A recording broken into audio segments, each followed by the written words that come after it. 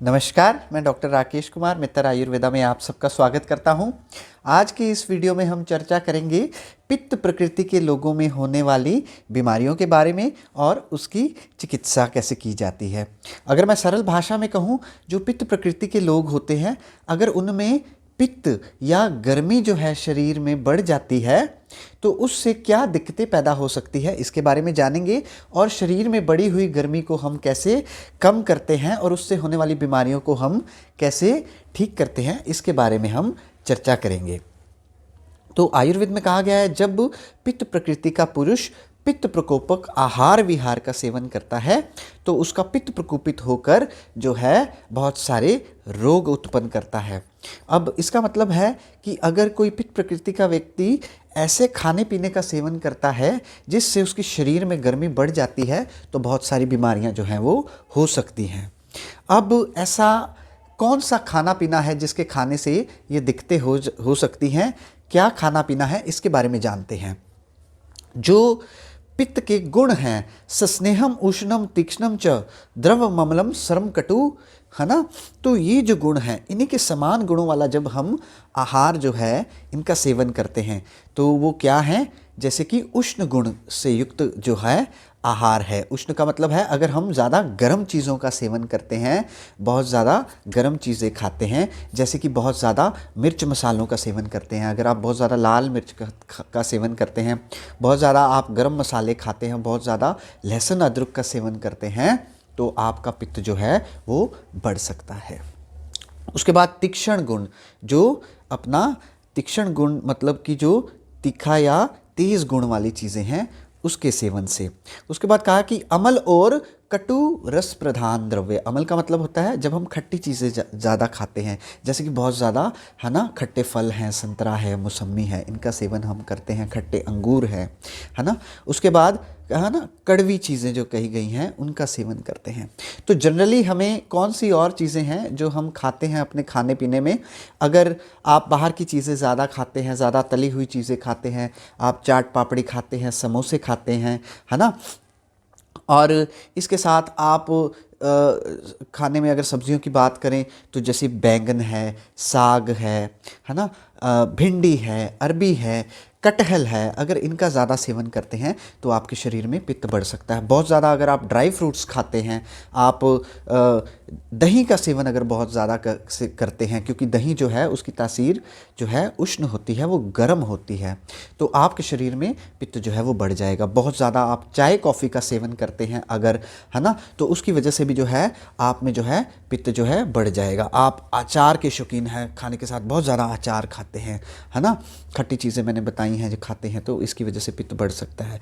अब इसके अलावा अगर आप गर्मियों के मौसम में धूप में ज़्यादा घूमते हैं, आप गर्म जगह पे ज़्यादा रहते हैं, तो आपके शरीर में अगर आप पित्त प्रकृति के हैं तो पित्त बड़ी तेज़ी से बढ़कर, गर्मी बढ़कर आपको बीमारियां उत्पन्न कर सकती है। अब जानते हैं कि कौन कौन सी बीमारियां होती हैं। आयुर्वेद में जो है 40 प्रकार के पित्तज विकार कहे गए हैं। 40 तरह की दिक्कतें जो हैं पित्त के प्रकोपित होने से आपके शरीर में हो सकती हैं। जैसे कि जब आपके शरीर में पित्त प्रकोपित होता है, पित्त बढ़ता है, गर्मी बढ़ती है, तो उसकी गर्मी के बढ़ने की वजह से आपके शरीर का जो है तापमान बढ़ जाता है, आपके सारे शरीर में आपको जलन महसूस हो सकती है। इसके साथ आपके हाथ पैरों में आपको जलन महसूस हो सकती है, मुंह में आपको जलन महसूस हो सकती है, आपको अपने पेट में जलन महसूस हो सकती है, आपको खट्टी डिकारें, एसिडिटी की जो है, हाइपर एसिडिटी की ये प्रॉब्लम आपको हो सकती है। इसके साथ आपको जो है आँखों में जलन हो सकती है, आपकी आँखें लाल हो सकती हैं, आपको कंजंक्टिवाइटिस हो सकता है, आपके मुंह में छाले हो सकते हैं, मुखपाक आयुर्वेद में कहा गया है कि हो सकता है, गुदपाक हो सकता है, आपका जो मल मार्ग है, गुदा है, उसमें भी आपको छाले हो सकते हैं, प्रोक्टाइटिस आपको हो सकता है। पित्त के बढ़ने से आपको पसीना ज़्यादा आता है, पसीना ज़्यादा आने से आपके शरीर में दुर्गंध पैदा होती है ना। आयुर्वेद में कहा गया है कि आपका जब पित्त प्रकोपित होता है, पित्त बढ़ता है, तो उसकी वजह से जो आपका खून पतला हो जाता है, वो कालापन लिए हुए हो जाता है, आपका खून काला पड़ जाता है और आपके खून में से भी दुर्गंध जो है वो पैदा हो सकती है। आपके शरीर पे बहुत सारी लाल रंग की फिंसियाँ हो सकती हैं, आपको चकते हो सकते हैं, हाइव्स हम बोलते हैं, अर्टिकेरिया आपको, या छपाकी आम भाषा में बोलते हैं, ये हो सकती है। आपके जो नाखून हैं, आपकी आँखें जो हैं, है ना, आपकी चमड़ी जो है, इसमें जो है आपका जो पेशाब है, पीलापन जो है ये पैदा हो सकता है। आपको कक्षा नाम का रोग हो सकता है। कक्षा हम कंपेयर करते हैं हर्पिस के साथ, जिसे आम भाषा में ब्रह्मसूत्री कहते हैं। आपको पीलिया जो है वो हो सकता है। आपका मुंह का स्वाद जो है वो कड़वा हो जाएगा, है ना, तीता हो जाएगा, बिटर टेस्ट जो हो जाता है। मुंह से आपके दुर्गंध आ सकती है, प्यास आपको बहुत ज़्यादा लगेगी।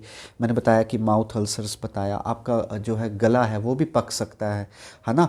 तो ये सब बीमारियां, आपका मूत्र मार्ग है उसमें आपको जलन हो सकती है, आपको उसमें भी पाक हो सकता है, यूरेथ्राइटिस हम कहते हैं वो हो सकता है।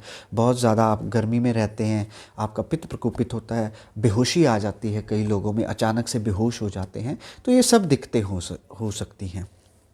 तो अब इन सब दिक्कतों से कैसे बचा जा सकता है? आपके शरीर में बढ़ी हुई गर्मी को आप कैसे जो है कंट्रोल में रख सकते हैं, कम कर सकते हैं? आपके शरीर में होने वाली ये जो बीमारियां हैं, इनको कैसे ठीक कर सकते हैं, इसके बारे में जानते हैं। तो आयुर्वेद में कहा गया है, सस्नेहम उष्णम तीक्ष्णम च द्रवममलम सरम कटु विपरीत गुणे पित्तम द्रव्यराशु प्रशाम्यति।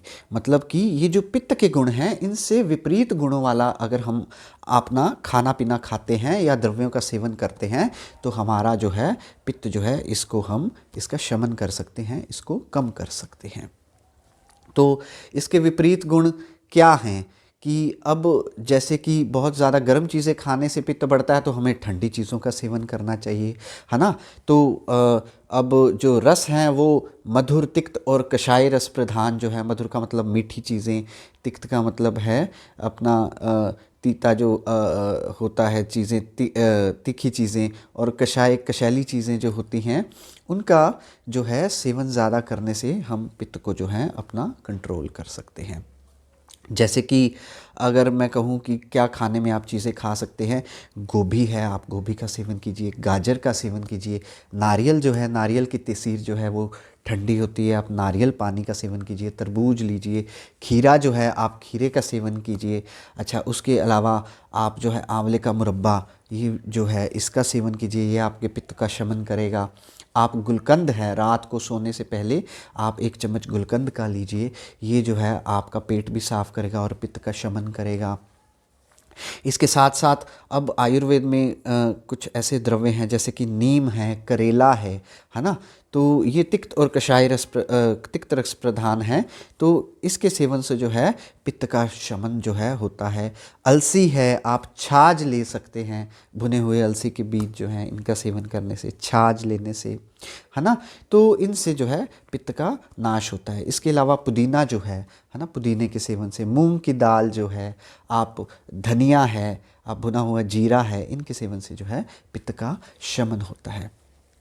अब आयुर्वेद में पित्त की चिकित्सा क्या कही गई है? आयुर्वेद में कहा गया है कि सबसे प्रथम जो है हमें घृत सेवन करवाना चाहिए, घी का सेवन जो है वो करना चाहिए, है ना। शुद्ध देसी गाय का शुद्ध देसी घी जो है, इसको आप अपने डाइट में इंक्लूड कीजिए। अगर आप पित्त प्रकृति के व्यक्ति हैं, आपके शरीर में गर्मी बढ़ी हुई है, तो घी का सेवन अगर आप करेंगे तो आपका पित्त शांत हो जाएगा, है ना। इसके अलावा अगर आपको कुछ बीमारियां हो जाती हैं, तो पंचकर्मों में विरेचन कर्म जो है सर्वश्रेष्ठ जो है कर्म बताया गया है पित्त के शमन के लिए। अगर हम विरेचन करवाते हैं, विरेचन में हम क्या करते हैं, आपका स्नेहन कर्म करवा कर आपको, है ना, हम आपका शरीर का इंटरनली स्नेहन करते हैं। तो उसके बाद जो है हम आपको कुछ ऐसे द्रव्य देते हैं जिससे आपको जो है आपको 1-2 बार दस्त आ जाते हैं खुल के, और इससे आपका पित्त जो है इसका शमन हो जाता है।